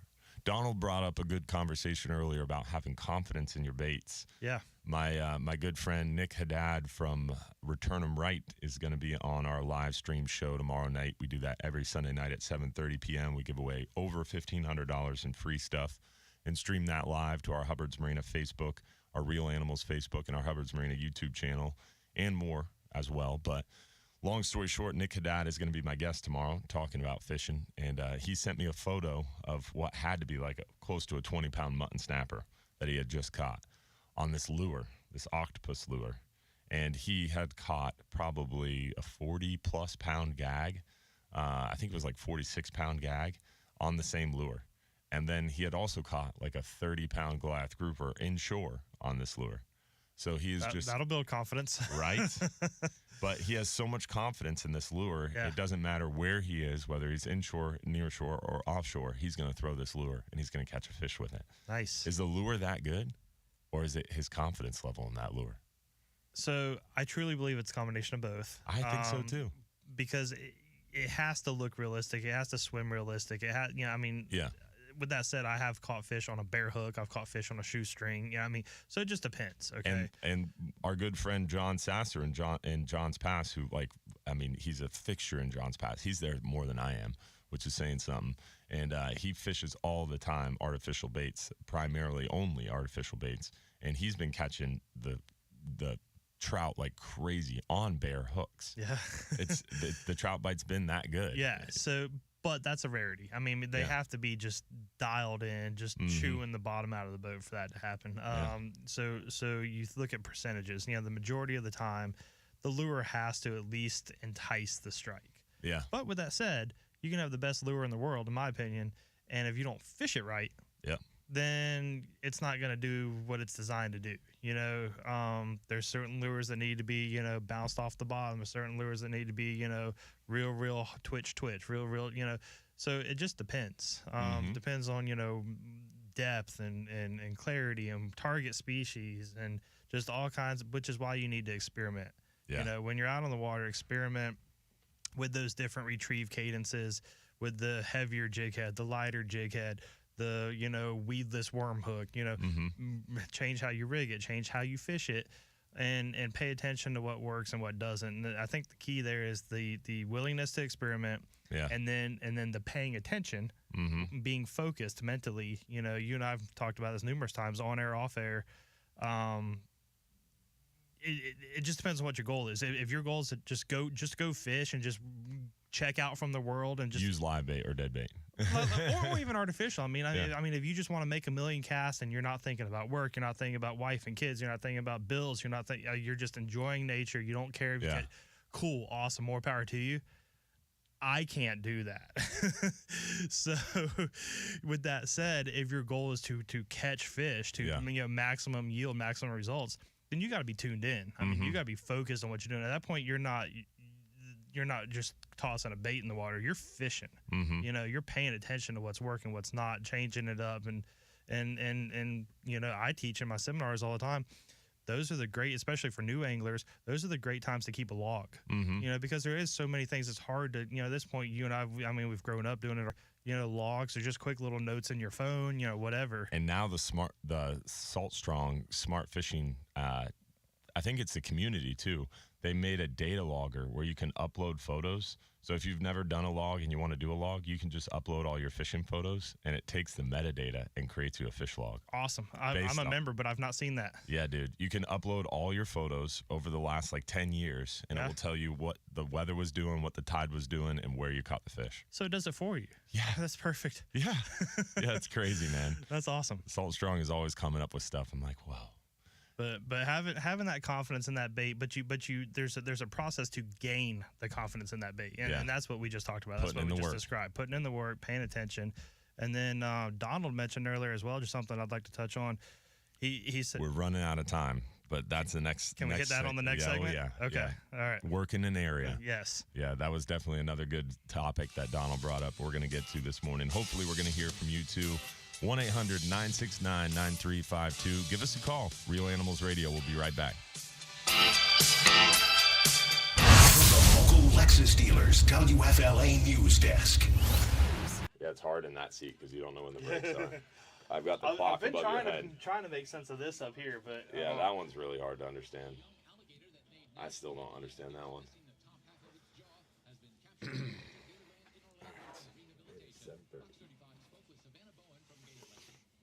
Dude, I did a 36-hour fast. Yeah. It was hard. But it was cool, man. I didn't think fasting for 36 hours, I didn't think was possible. Yeah. I was like, I've heard of people doing it, and it's so healthy for you and stuff, and I'm like, I couldn't do that. Dude, I did it. So it was brutal. My best friend Josh is trying to get a little healthier and whatnot, and he just texted me, "Hey man, last night, and night before." He's like, dude, intermittent fasting is legit, bro. Yeah, he's like, I've already lost 10 pounds. And I said, good for you, man. I said, however, I don't deal well with being hungry. Well, a 16-8 intermittent fast is good for people our age. Yeah. And it's easy, in my opinion. It's not easy, but it's easier than, like, actually fasting. Because all you have to do is eat from noon to 8 or any period that you choose of 8 hours and not eat the other 16. That's what he said. He's like I just eat noon to 5. Yeah. Is my. Oh wow. Yeah. So he's only doing 5. Wow. So that's a even bigger intermittent fast. I do noon to 8. Okay. But most of the time I stop at like 6, 7 o'clock anyway. But that's a lot. Noon to 5. That's some dedication. That's crazy. But yeah, it is definitely works well, and it improves mental clarity a lot in my mind. Like when you eat a big lunch, you want to go take a siesta. You want to go take a nap, and you can't think straight for an hour and a half. You got to drink coffee to bring yourself back. For me, it's like intermittent fasting all morning. I have super clear mind. I don't have that big breakfast hangover, and then come lunch, I haven't eaten very much, so I'm just I can't move. So you just feel better. And then you eat a decent-sized dinner, and your calorie count is cut in half because you didn't have breakfast. I kind of sort of do that. You lose weight without thinking about it. I kind of sort of do. I'd be afraid to see how big I would be if I didn't do it. Because I kind of sort of do that anyways. I very, very, very rarely eat breakfast. If I do, it'll be like a protein shake or something. But what people mess up is ends up a fast, or a Gatorade messes up a fast. So you have to be a little bit more rigid about it. Gotcha. But, dude, I was watching this video about fasting, and a 36-hour fast, after 36 hours, your body starts to reproduce stem cells in your gut, and your microbiome starts to reset. So this dietitian or not a dietitian, is a gastroenterologist or whatever. Yeah. Basically, in her clinic, she uses it for patients that have, like, Crohn's disease and all these GI issues. And multiple different, like, legit diseases. She puts on, 36-hour fast, 12 hours of eating, 36 hours fast. Then you eat normally for a week. Then 36, 12, 36. And it resets your body. Literally reset your body and cure some of these diseases, she claims. Wow. So I was like, I'll try it. And it was tough, but now that I know I can do it. It was crazy last night. I was telling my wife, I went for that walk, 4-mile walk. Normally, halfway through, I'm like, how am I going to make this? I'm like counting each step. I'm like, just a little bit farther, I can do this. You have to like push yourself. You have to really push yourself. Dude, last night I got done with it. I'm like, holy hell, I never really had to push myself. And you did that on your fast? Yeah. I worked out 3 times. So you had no fuel in your body. And I felt good. Like at the end of the thing, and I was like, at the end of the night, I felt like I had more energy. Like it was tough going to bed last night. No shit. Whereas normally, like, it must have been you were here early this morning. Yeah. No, most of the time I get to bed and I'm like, I can hardly make it to bed. I'm so tired and I just fall right asleep. Last night I had energy. It was crazy. Wow. It was wild. I was like, there's something to this. But yeah, it's crazy. You think about it. Your body can survive 3 weeks without 3 weeks without food. Like 3 days without water. And most of the time, we don't go 3 hours without food. Right. It's crazy. It's like 3 days without water, 3 weeks without food, I think. Isn't it something like that? Yeah.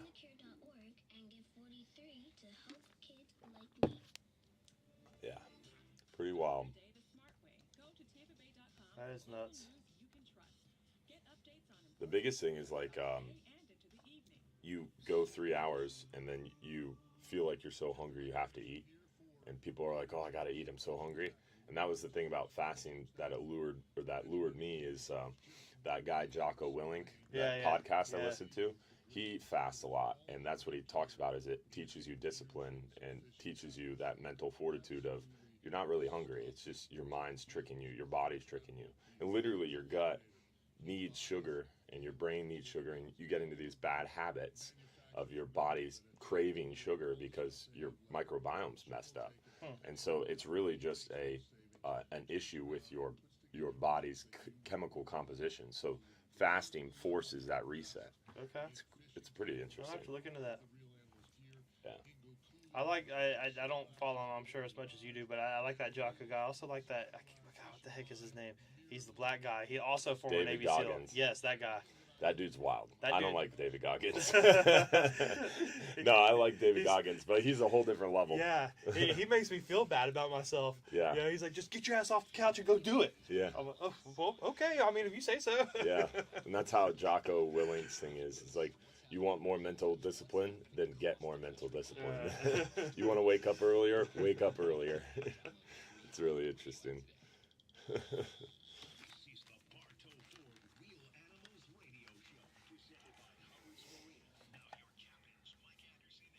Yellin' Hubbard.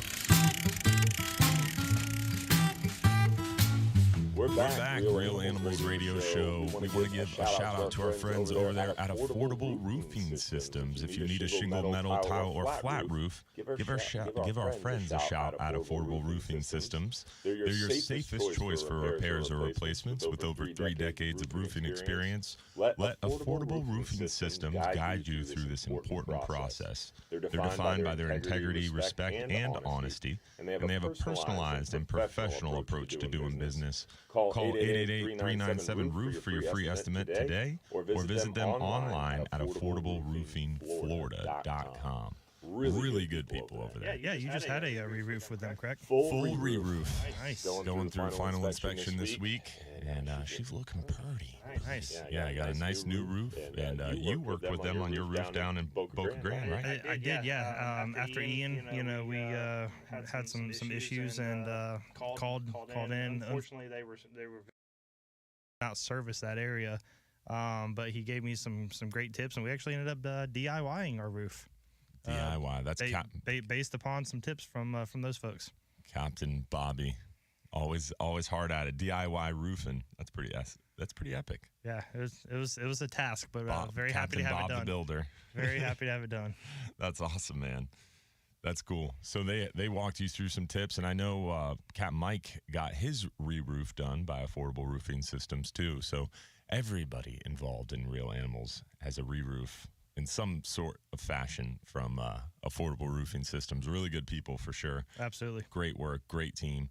A lot of people talk about like, oh, my roof was done, had all these nails. Dude, I couldn't find a nail. It was crazy. They really did a good job cleaning up and everything. So very interesting to see it come full circle and really see the quality in the work that they do over there at Affordable Roofing Systems, and just really nice guys too. So check them out if you need a new roof or roof repair or whatever. Give them a call. Affordable Roofing Systems, 1-888-397-ROOF for your free estimate, or visit them online, affordableroofingflorida.com. So we've talked a lot about this transition period that we're in and how the fishing is really, really hot right now. The weather's great. And Donald Waberman brought up a really good point that we want to kind of hit on now, and that hopefully you're going to be able to use today or tomorrow or Monday with this beautiful weather, kind of a little bit more adverse weather second half of the week. So hopefully you'll be able to use this tactic. But you were trying to get into it last segment, cut you off there. What were you bringing up? Yeah, so Donald mentioned last time he was out, he fished only a 1 square mile area due to being hampered by being in a kayak. Mm-hmm. My personal opinion is that's not a negative effect at all. I feel far too many people, and I've been guilty of it myself, just bounce around, just move way too much, and big moves. It's a great area. Thinking back to when I was first getting into fishing, or even now if I travel to a new area, there's tons of available apps and maps online and Google Earth and whatnot, but you can use those, or even just an old school paper chart, grid off a certain area, create grids on that chart, say, okay, I'm going to A1 today, and I'm going to fish the heck out of grid A1. Next weekend, when I work the work week and I get off next weekend, I'll fish A2, and that's how you learn, versus just going to a spot, fishing it, you catch fish, you don't catch fish, whatever, then you run halfway across the bay, or you run from Fort DeSoto to McDill to the next spot. You're driving past so many potential areas and driving past fish to get to fish. My dad always says you don't leave fish to go find fish. Yeah, and I'm okay with doing that. I mean, yes, I agree. But with that said, I mean, if you're out and you've worked a spot and you've caught your fair share number of fish, I'm okay leaving those fish to go find more fish. Because that's how you learn. Like if you just sit and you just hammer that spot. Yeah. Now it's different if you're in a tournament or something or whatnot. But if you're trying to learn and you're trying to expand your that makes sense. You're moving around. Exactly. Get more options to where you can go when there's slow days and you go back to that prime spot and they're not biting.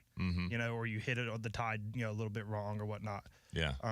So, and I'm sure you see it in the offshore game too. Driving over fish to find, to go find fish. Yeah. Or like you mentioned earlier, you're on a good spot, you hammer them, it dies a little bit. You don't need to move, 15, 20 miles away. Yeah.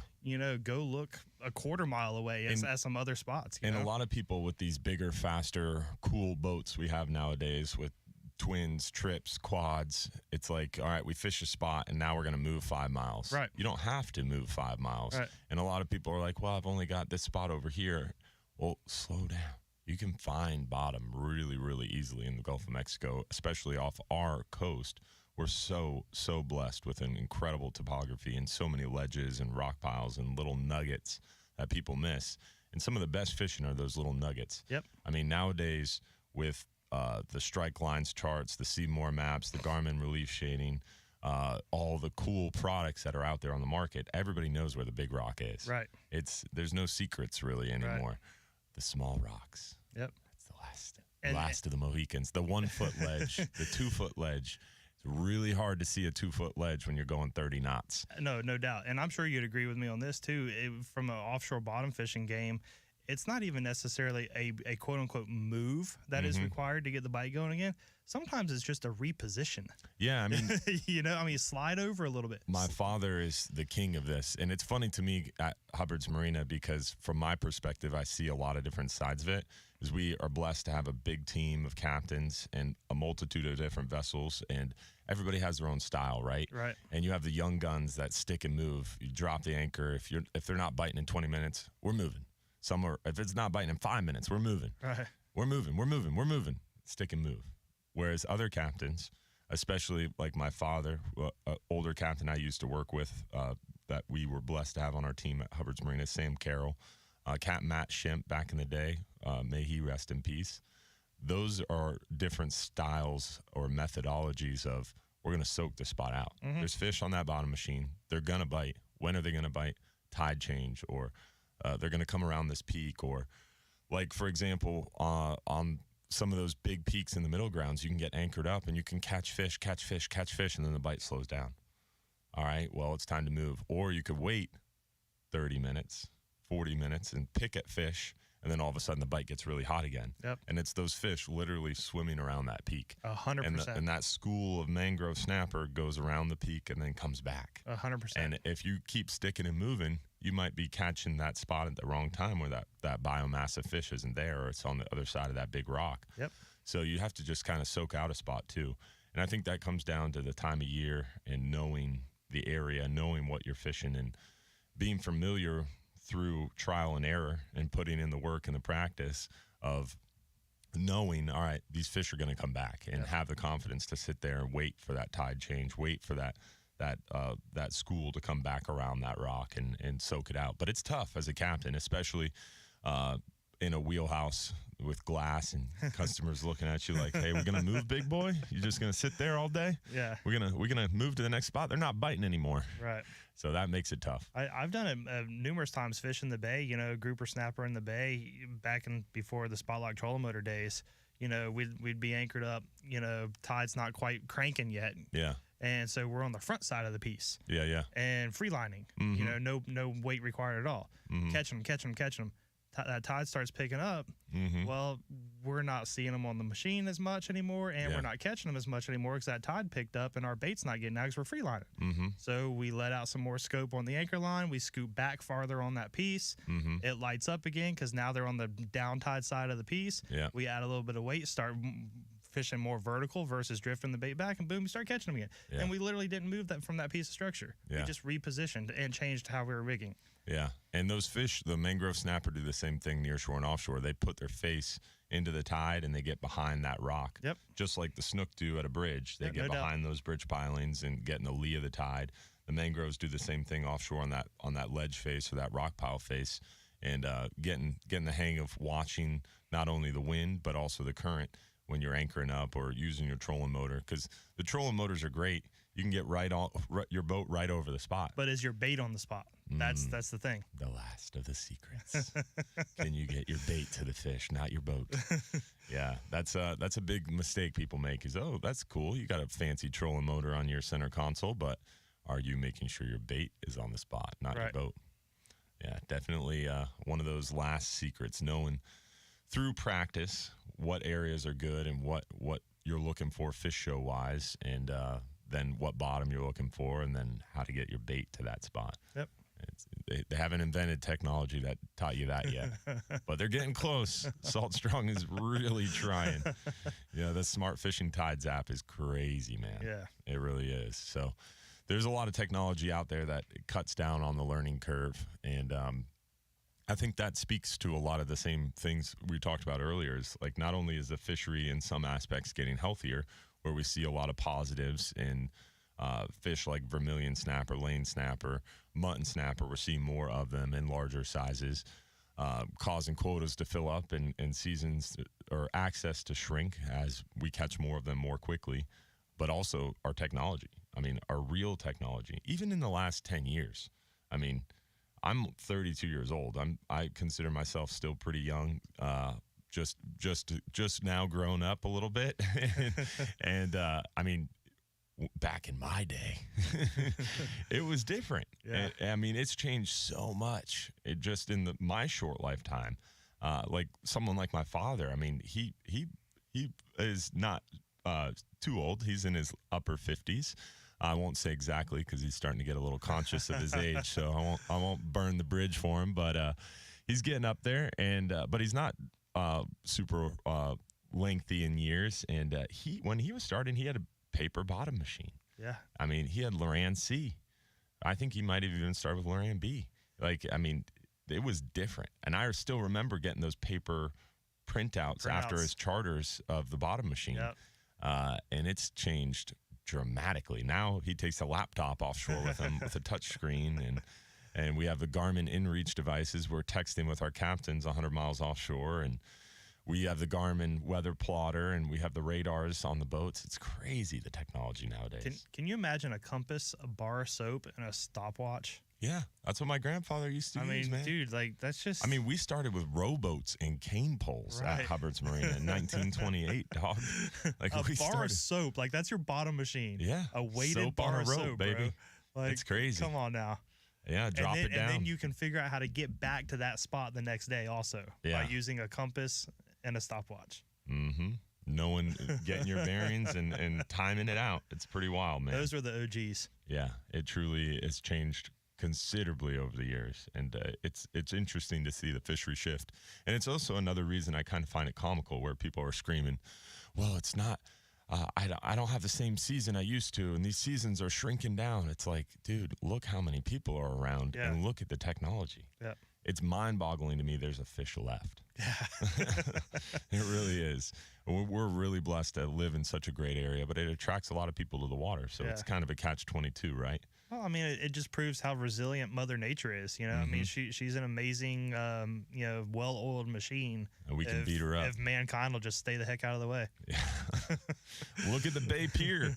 Left it alone for a year, and now it's teeming with life because they shut down fishing. Yep. Crazy.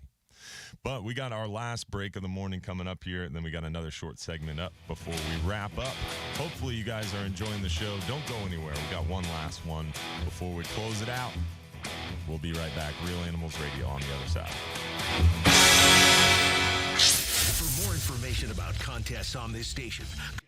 Went fast this morning. Yeah, man.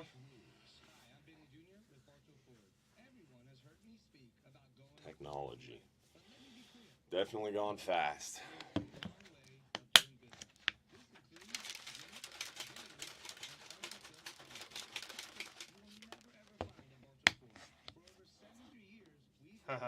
Dylan, where does Hellman's fit into this diet? Hellman's mayo goes on the fish and gets cooked off. Gets grilled or broiled off.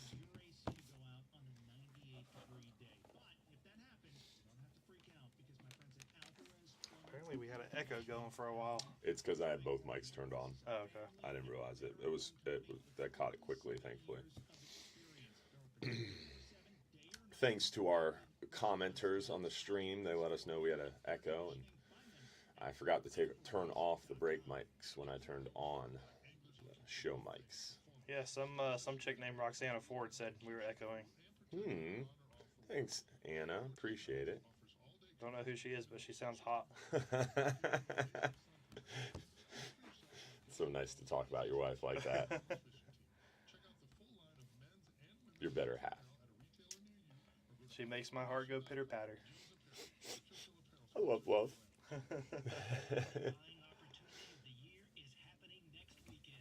What do you got going on today? Heading south. Building Nice. a shower. Building a shower. Yeah. No. You guys got to be getting close. If I showed you pictures, you would probably not call it close. Oh, really? Yeah. But I mean, we're way closer than we were. You know, Yeah. plumbing rough-in is done now. You think you'll be ready for spring? Yeah, I mean it's livable now. Yeah. But I mean we still don't have drywall or anything like that, you know. But You think by spring you'll have all that stuff in? I think so. Mm-hmm. Yeah, I think so. Like the master, we took. There used to be a tub in the master bathroom, and it backed up to it like his closet on this side of the entrance to the bedroom, and her closet on that side.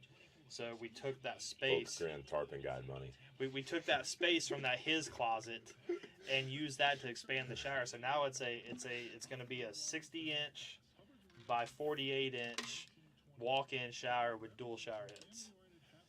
So that's what I'm building today is the shower. Damn. Yeah. That sounds awesome. That'll be nice after a tarpon charter. Yeah, for sure. That's awesome. Yeah.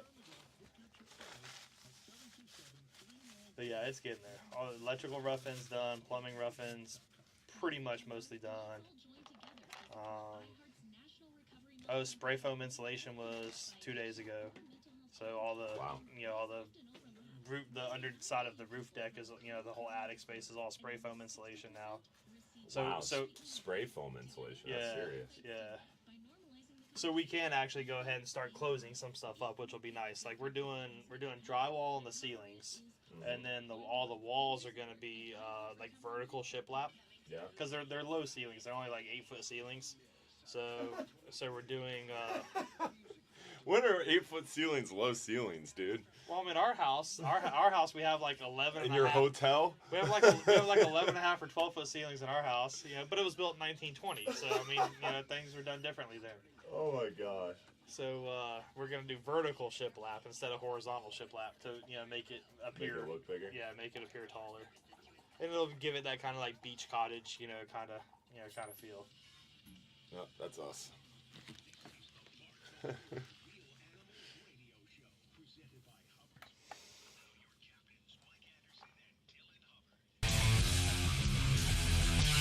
We're back, Bartow Ford Real Animals Radio Show, for our last segment of the morning.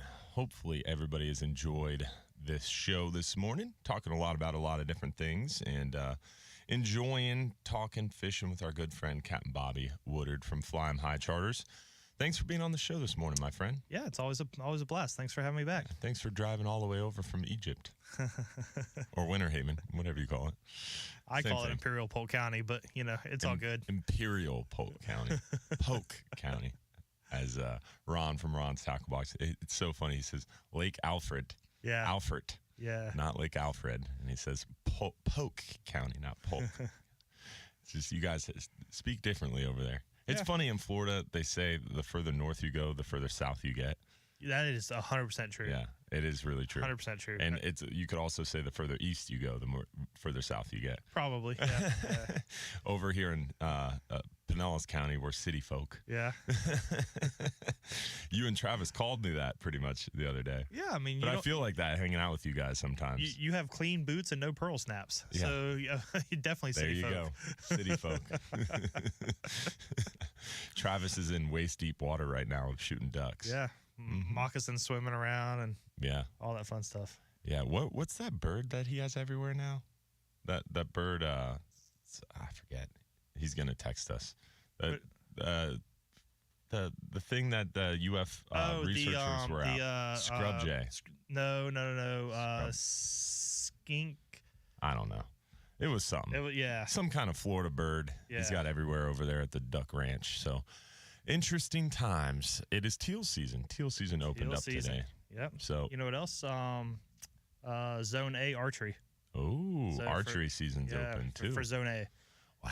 So I got a buddy up in the Gainesville, Williston area out in the woods. His cams have been looking good this week, so he's pretty excited. Going archery hunting. Yeah. Going to shoot himself a buck. Yep. So it's that time of year. Hunting is picking up and fishing has been picked up. And weather looks beautiful this weekend. Get out there before Tuesday. Tuesday, the wind's going to pick up out of the east, and rain chances are going to go up a little bit there towards the second half of the work week coming up. And we're on the backside of that new moon. So this weekend, start of the work week, should be great opportunities for lots of moving water, lots of great fishing. Hopefully you'll get a chance to take advantage of that good weather. Remember, our weather report was brought to you by our good friends over there at Reese Windows. They're celebrating 51 years as the fastest and most trusted impact window and door company in Florida. At Reese, they install most windows and doors in just 6 to 8 weeks, and you can win them absolutely free. Text the word HAPPY to 20129 for a chance to win $15,000 in new impact windows and doors from Reese. So make sure you take advantage of that and take advantage of the good weather we have right now and the bite. Great bite. Yep. Get out there. Redfish schooling up, snook are on the move. We got sheep's head showing up. Mangrove snapper are clouded still, and they're starting to rescend a little bit. We got mackerel showing up near shore. The hogfish bite's good. We're seeing offshore gag grouper fired up and lots of nice yellowtails, muttons, vermilions, mangrove snapper size, average size is getting bigger. So good time to get out there. Yeah, that's awesome. Get baits easy. It's pretty much everywhere. Yeah, it's bountiful right now. And things have really normalized behind the storm. Water clarity is getting back to normal. And some good flushing water with this new moon has really helped too. Yeah, and these fronts coming, should cool it down a tick. Which would just trigger that bite even more. And things are getting stirred up by those fronts too. So water's getting turned over, and just hoping and praying we continue to be blessed with great fishing and good water. Absolutely. It's they've been trying few dumps around Tampa Bay here recently. That oil spill in Port Manatee was super frustrating, but our good friends at Tampa Bay Waterkeepers are on top of it. They've got a fundraiser coming up. Check them out, Tampa Bay Waterkeepers. Hopefully you guys enjoyed the show. Thank you, Bobby. How would someone get a hold of you if they want to book a trip? Yeah, just give me a shout, 863-224-1418. Check out my website, captain-bobby.com. And we have started pre-booking for next tarpon season, and books will fully open probably in the next month or so. There you go, guys. Check them out. Don't forget as well, if you're too busy to go fishing, you're just too darn busy. We'll see you tomorrow from 7 to 9 a.m. on 620 WBAE for Sunday's Real Animals radio show. Tomorrow night, 7:30 p.m., Real Animals Facebook, Hubbard's Marina Facebook, and YouTube for the Hubbard's Marina live streaming show. Y'all have a great day. Tight lines. We'll see you out there on the water. Thanks for listening. The preceding program was paid for by Real Animals Fishing. Thank you guys for watching this morning. Hopefully you enjoyed the show, and hopefully we'll see you out there on the water sometime soon. Tune in next week. You don't want to miss out. We're going to find out who won that tournament and who's getting their beard shaved off. Hopefully Mike Mahoney's getting his beard shaved off. We're going to keep hoping and praying.